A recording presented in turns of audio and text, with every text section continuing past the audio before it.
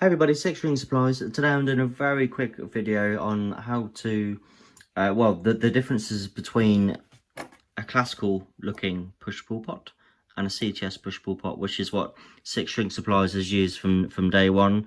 And this comes in, is utilised in our pre-wired kits and DIY wiring kits, where you get everything in a bag and you wire it yourself.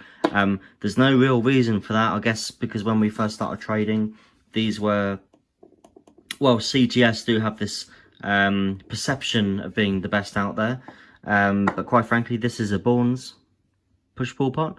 I have to say, I'd even go as far as say I'd probably say it's better.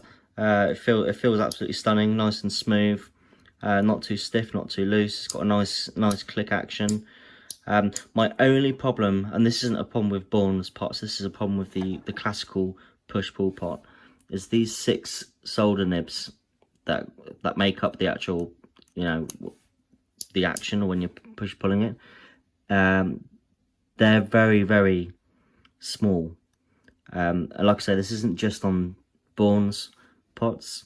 These are on these classical looking push-pull pots, but I personally struggle to get the 22 gauge wire that I use through these holes, which can be a bit of a ball ache, but otherwise I'd say it's probably definitely a nicer feel to it anyway. But anyway, that's the end of that story. I'm just doing a very quick video today on how to wire up a CTS push-pull pot, because a lot of people do get confused. The wiring diagrams that come with our wiring kits come with the push-pull pots are drawn in this style, so classical push-pull, and the reality is they're identical electronically, but they're just laid out a bit differently, which does confuse quite a few people. So I'm just going to get them nice and close to the screen. We'll turn them upside down, so as if it's inside a guitar, and then we'll just very quickly go through how to wire it up. So I won't actually be doing any soldering in this video, simply because we've done quite a few videos recently on how to wire up the CTS push-pull pots. So coil splitting, series parallel in various setups. We also have a dedicated page on our website on how to wire CTS push-pull pots. I'll put the link to that below, as well as our wiring diagrams and links to the other videos, just so you can see exactly what we're doing. The dedicated page on the website is specifically for CTS push-pull pots as well, and it tells you how to do coil splitting, series parallel, and 1 or 2 other neat tips and tricks you can do with these types of pots. So I'll just put them in a very nice simple rig side by side, just to make it as clear as I possibly can. So as I was saying, the vast majority of wiring diagrams that you see online, on forums or Google image search, or just specific, even all the Seymour Duncan wiring diagrams on our website that we've drawn, there will come, any diagram with a push-pull pot will, I'd say 95% of the time, have a pot that's drawn in this format. So this is the classical, what I like to call the classical push-pull shape, I guess. It's nice and simple. It's got the 6 pins, double pole, double throw, and you know exactly what you're doing. You look at the diagram and it will tell you to connect this terminal to ground, for example, or this one to ground, or your pickups will go into the top right. Whatever the diagram says, it's nice and easy. However, when you use a CTS push-pull, a lot of people get thrown because you don't have these 6 pins. You have these holes instead that are numbered and lettered, and it does confuse a lot of people. I've had 3 emails this week alone from customers that have not complaints by any means, but they've bought a wiring kit off our website that comes with these pots. It's the Les Paul coil splits, so it's basically Les Paul wiring kit, but comes with 2 push-pull pots, and you can do what you want with that. You don't have to use our diagram, but you can do coil splitting, series parallel, whatever you choose. But the diagram with said kit, the pots are drawn in this format here. So this does confuse quite a few people. So basically, the easiest way to remember it, and the way I try and visualize it every single day when I'm wiring up such pots, these 6 pins here correspond to these 6 pins here on the CTS push-pull.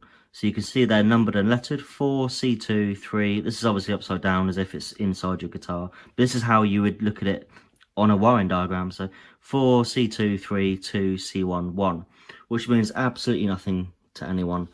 But they are identical to these pots here. So if your diagram tells you to solder something to top left on a push-pull pot, on a typical push-pull pot, excuse me, you just correspond that across to the CTS push-pull. Top left is this one at the top on the left.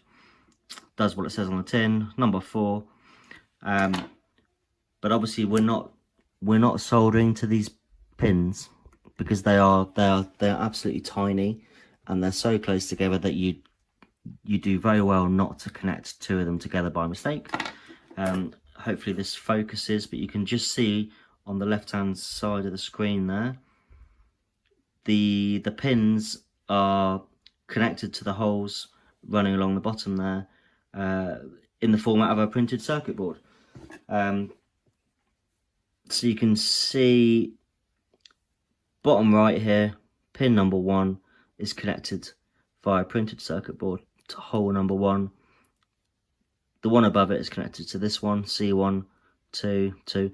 They're all labelled, they're all numbered and lettered anyway.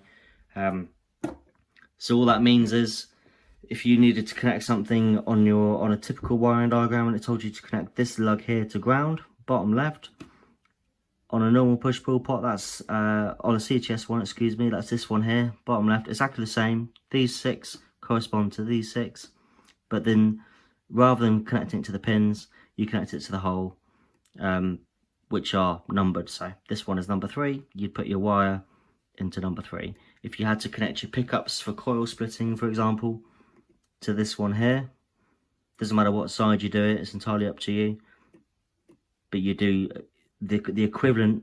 So on this one it's the middle one as well, middle here, middle there, that's connected to C2. The 3 solder lugs at the front are identical. Input, let's just assume these are volume pots, input output ground, input output ground. The casing or the chassis is the ground, and it's the same on the, see if I just turn that around, same on the CTS push pull. You obviously can't solder onto the plastic. That is one of my main criticisms of these pots actually. There isn't, on a classical push pull pot you've got lots of space to connect your pickups and your ground wires, or switch ground wire for, it doesn't really matter what, plenty of space, plenty of chassis. So let's say on a CTS push pull, there's a lot to be fair, but that you have to do it around the sides, which can be a bit awkward as opposed to putting it on the top. But otherwise, everything else is exactly the same. That's it guys, really. Nothing else to add on that. Like I say, whatever diagram you're following, 99% of them will follow this format here. Just relate these 6 pins to the 6 pins on a push pull and just follow the numbers and letters. So there you go. Thanks very much for watching. If you have any questions or comments, please don't hesitate to get in touch, and we'll see you real soon in the next video.